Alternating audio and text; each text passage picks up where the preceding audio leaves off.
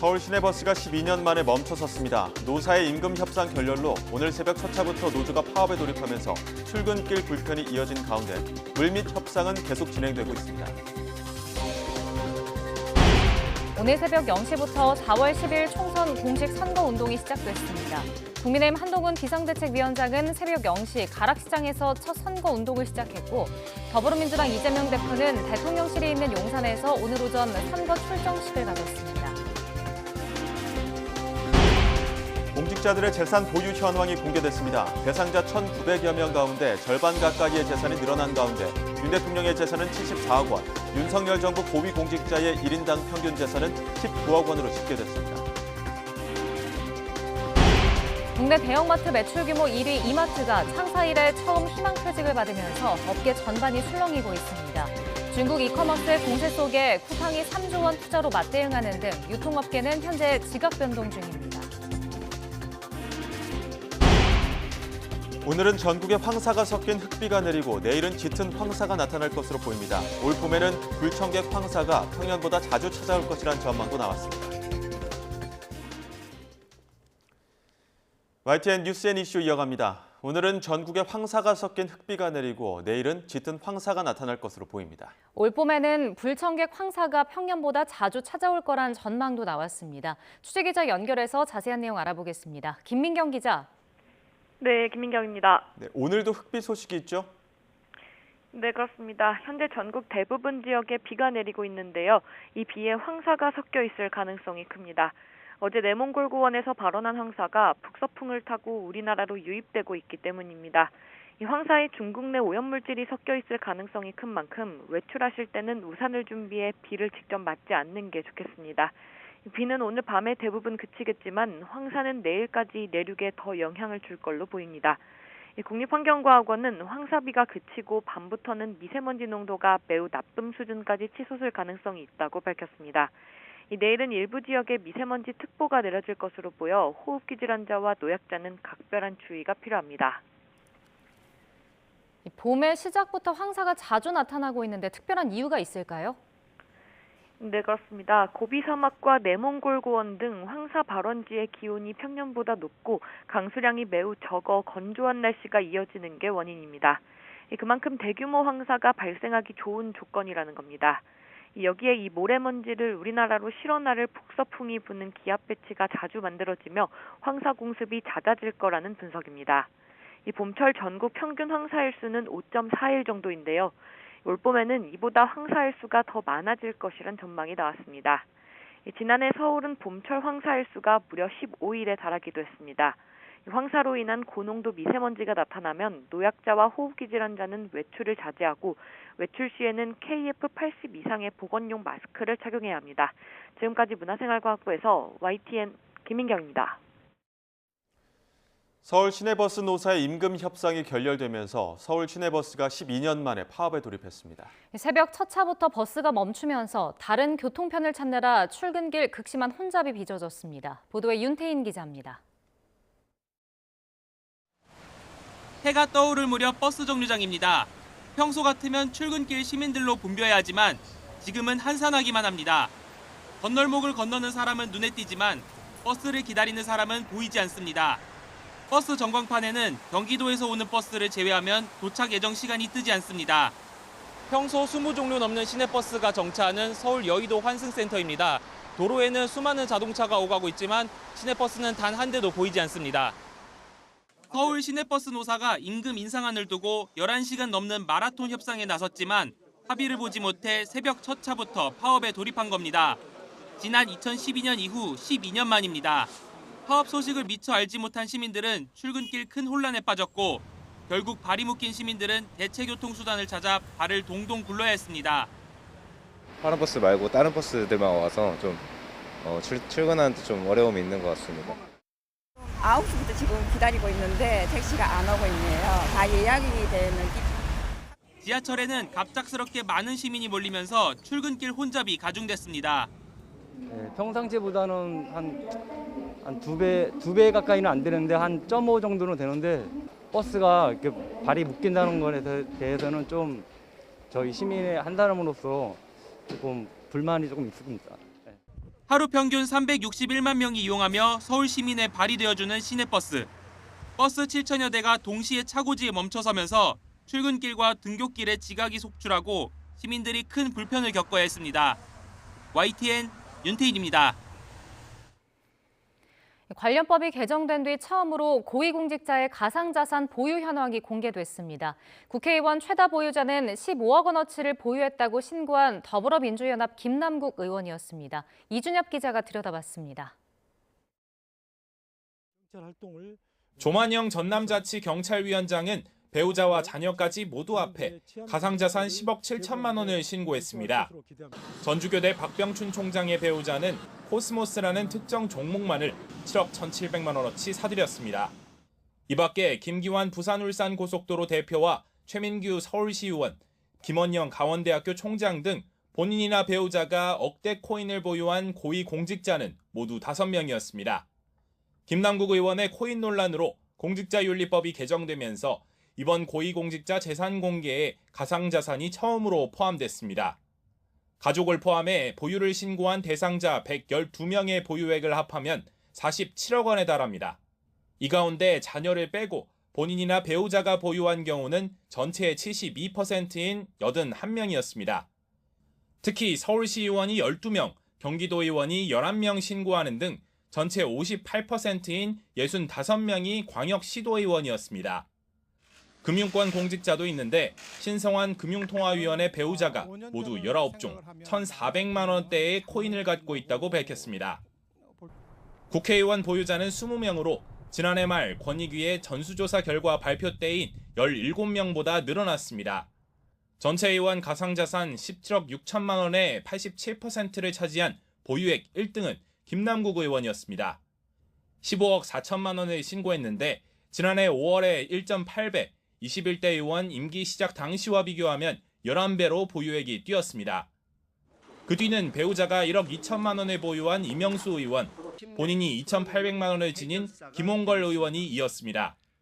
보유 의원 가운데 비례위성정당을 포함한 여당 소속이 6명, 야당 소속은 11명, 무소속이나 제3지대가 3명이었습니다. YTN 이준엽입니다. 이번에 재산이 공개된 고위공직자 1,900여 명 가운데 절반인 49%가 재산이 늘었습니다. 재산이 가장 많은 공직자는 최지영 기획재정부 차관보로 494억 원을 신고했습니다. 보도에 이승배 기자입니다. 심창욱 광주광역시 의원은 재산이 1년 만에 83억 원 늘었습니다. 배우자의 비상장 주식이 3배 가까이 올랐습니다. 문원일 구로구청장은 47억, 심우정 법무부 차관 44억, 정영철 영동군수는 43억 증가했습니다. 강은희 대구교육감과 김대진 한국예술종합학교 총장, 차상훈 오송 첨단의료산업진흥재단 이사장 등도 재산이 20억 넘게 뛰었습니다. 국무위원들도 재산이 늘었습니다. 최상목 경제부총리가 2.4억, 한화진 환경부 장관이 2.7억 증가했습니다. 오영주 중소벤처기업부 장관이 1.8억, 신원식 국방부 장관은 1억이 늘었습니다. 이번에 재산이 공개된 고위공직자 1,975명 가운데 49.5%인 978명의 재산이 는 것으로 집계됐습니다. 5억 넘게 증가한 사람이 42명, 1억에서 5억 316명, 1억 미만은 620명이며 평균 3,300만 원이 올랐습니다. 재산 증가 요인으로는 종합주가지수 상승, 저축, 증여 등에 따른 순재산 증가액이 3,326만 원입니다. 재산 총액 1등은 최지영 기재부 차관보로 494억 원을 신고했습니다. 나머지 50.5%는 재산이 줄었습니다. 김영환 충북도지사가 67억, 이종호 과기부 장관이 40억, 조성명 강남구청장 43억, 이동현 전라남도 의원은 44억 감소했습니다. 또 한덕수 국무총리가 2억, 이상민 행안부 장관 4.9억, 이정식 고용부 장관은 3.5억 재산이 줄었다고 신고했고 오세훈 서울시장 4.6억, 김진태 강원도지사 8.8억, 이장우 대전시장은 5.6억 원이 줄었습니다. YTN 이승배입니다. 안녕하세요, 어머니. 찍어주면 뭐 해주나? 해달라는 거 다 해드리죠. 어떻게 남편부터 바꿔드릴까?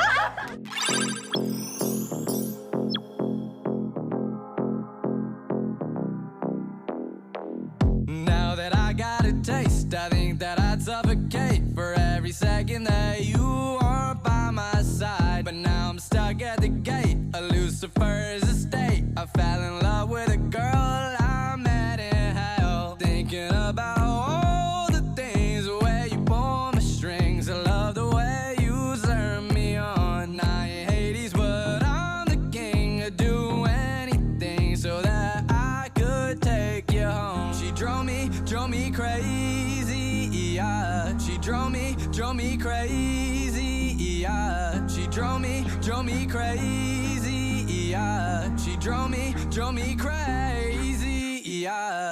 Ring around the rosy, pocket full of posy. I'ma fucking blow all the ashes down. Ring around the rosy, pocket full of posy. I'ma fucking go crazy for you now. Ring around the rosy, pocket full of posy. I'ma fucking 오늘 새벽 0시부터 공식 선거운동이 시작됐습니다. 국민의힘 한동훈 비상대책위원장은 선거운동을 시작하며 이번 총선에서 더불어민주당 이재명 대표와 조국혁신당 조국 대표에 대한 심판이 필요하다고 강조했습니다. 한 위원장은 두 사람이 권력을 잡으면 복수와 방어, 입속 챙기기에 사용할 거라며 이재명, 조국 심판은 네거티브가 아닌 민생이라고 주장했습니다.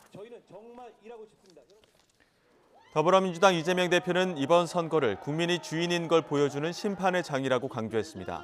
이 대표는 윤석열 정권의 무능 때문에 물가는 폭등하고 민생은 파탄났으며 모범적 민주국가의 위상도 추락했다면서 민주당이 국민의 압도적 심판 의지를 실천하는 도구가 되겠다고 강조했습니다.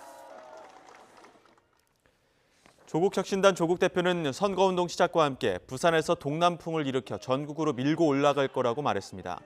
조 대표는 돌이켜보면 군사 독재도 부산 시민이 일어나 해결했다면서 조국 혁신당의 상승세는 진보와 보수를 떠나 대한민국의 미래를 걱정하는 사람들이 힘을 합쳐준 거라고 평가했습니다. 새로운 미래는 서울 가락시장에서 선거운동에 돌입했고 이낙연 대표는 출마 지역인 광주에서 새벽 청소 노동자를 만났습니다. 개혁신당은 서울 영등포 소방서 격려 방문으로 공식 선거운동 첫 일정을 소화했고 이준석 대표는 출마 지역인 경기 화성 을 유세에 집중했습니다.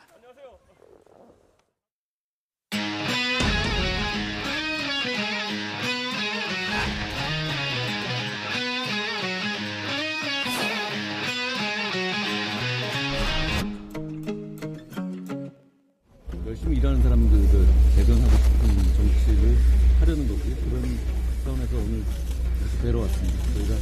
저희가 정직한 사람들만 하죠. 예, 아유 좋은 말씀입니다. 예, 그 말씀을 제가 나중에 쓰겠습니다. 네.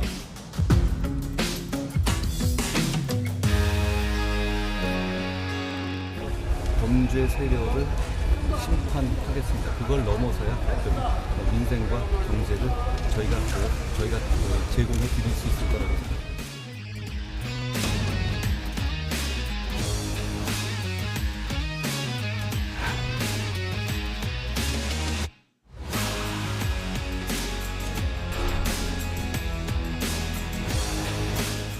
대한민국을 2년도 안 된 이 짧은 시간에 이렇게까지 퇴행시킨 장본인은 바로 윤석열 정권입니다. 국민을 배반한 윤석열 정권에게 이제 주권자가 민주공화국의 주인이 심판할 때가 됐습니다.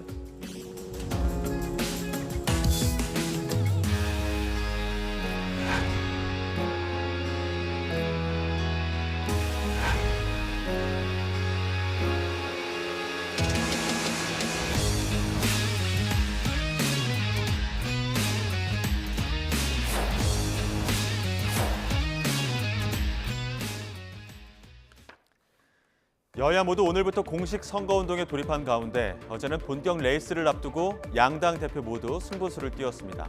한동훈 위원장은 여의도 정치를 끝내겠다며 국회 세종 이전을 공약으로 내세웠고 이재명 대표는 기본사회 5대 공약을 발표하면서 적극 복지의 필요성을 강조했습니다. 국회 원로는 양당의 승부수를 어떻게 바라봤을까요? 유인태 전 사무총장은 오늘 아침 인터뷰에서 쓴소리를 남겼습니다. 들어보시죠. 여의도 정치 아니 청와대 구중궁궐에 나와 소통하겠다고 용서나서 요새 소통이 잘 되던가요? 그럼 여의도 정치 끝내고 세종 정치는 거 가서도 똑같이 지금처럼 싸움만 하면은 그리고 저기 대통령이 야당 대표도 안 만나면 세종 정치는 잘 된대요. 이런 한심한 작자들. 저 지난 대선 때도 뭐 그 기본소득 원래 그 이재명 대표 아주 단골메뉴인데 이번에 뭐 똑같은 걸 다시 비슷한 걸 낸 것 같더라고요. 글쎄 얼마나 그게 그렇게 공약력에 표 짜고 하는 건데 그 얼마나 표가 될는지 모르겠다. 그게 이재명 대표 요새도 뭐 자꾸 사고를 좀 치는 것 같대요. 거기도 좀 그 한 번 말을 할 때 더 좀 신중해졌으면 좋겠어요. 최근 조국혁신당의 약진과 함께 공천 갈등을 마무리한 민주당의 지지율 상승이 겹치면서 범야권 200석 이야기까지 나오고 있는데요. 이와 관련해 민주당 김부겸 상임공동선대위원장은 대통령 거부권에 대한 아픔이 반영된 것이라면서도 정치 지형상 불가능한 수치라고 덧붙였습니다.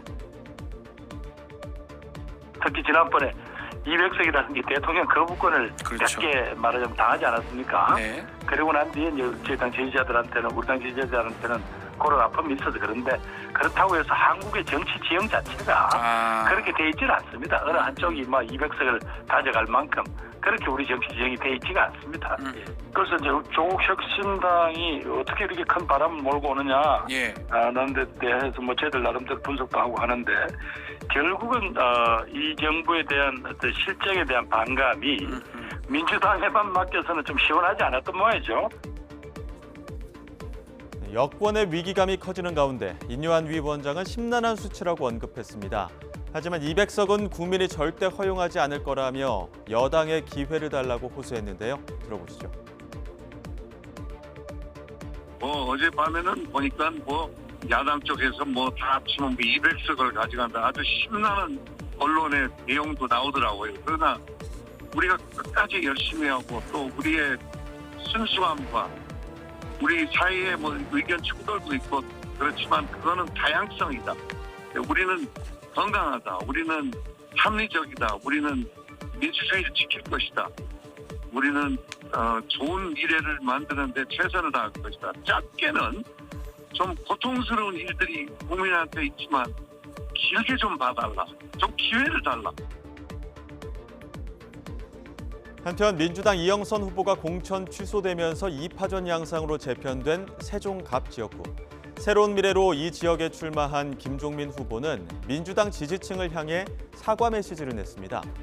탈당하면서 챙기지 못한 민심이 있었다며 지지층 끌어안기에 나선 모습인데요.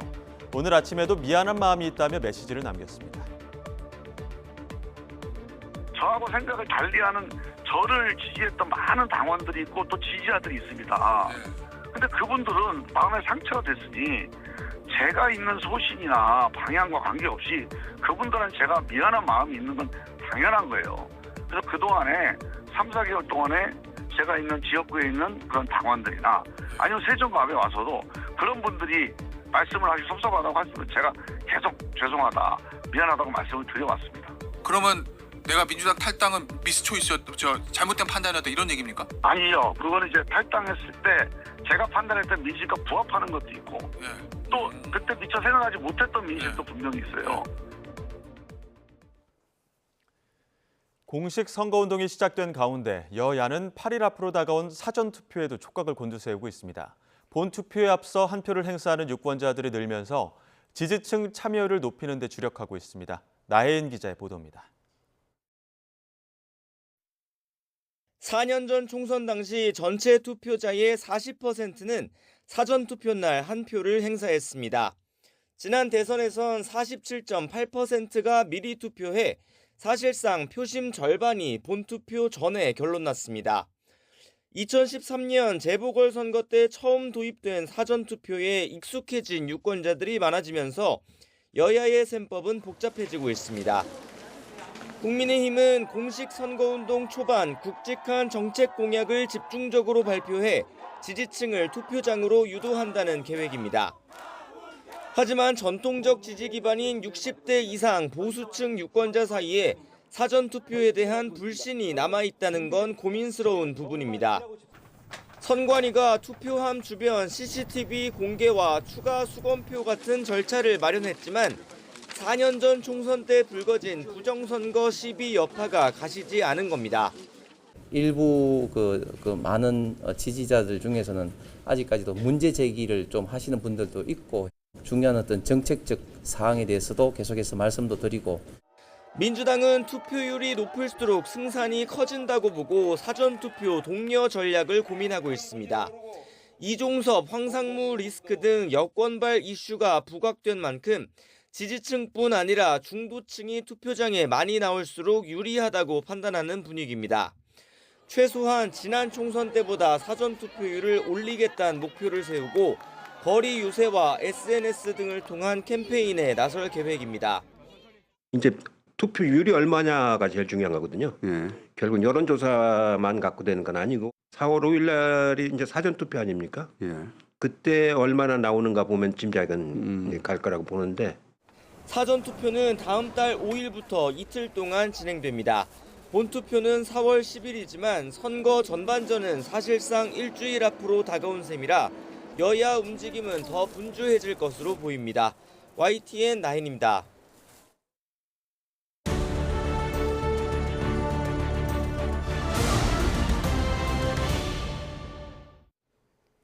국회의원 총선거 격전지를 돌아보는 순서, 오늘은 광주 광산구 을입니다. 5선의 전남지사, 국무총리, 당대표까지 지낸 이낙연 후보와 구청장 2번의 친명 현역 국회의원 민영배 후보가 격돌하는데요. 광주 광산을은 애초 별다른 주목을 받지 못하던 선거구였지만 지금은 전국에서 관심을 받는 곳이 됐습니다. 보도에 나현호 기자입니다.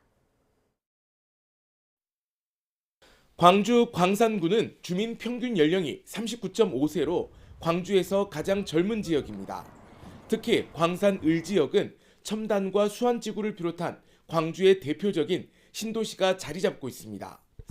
워낙 민주당 강세 지역이다 보니 공천이 곧 당선으로 이어져 투표도 하기 전에 김이 새던 선거구였지만 이번엔 좀 다릅니다.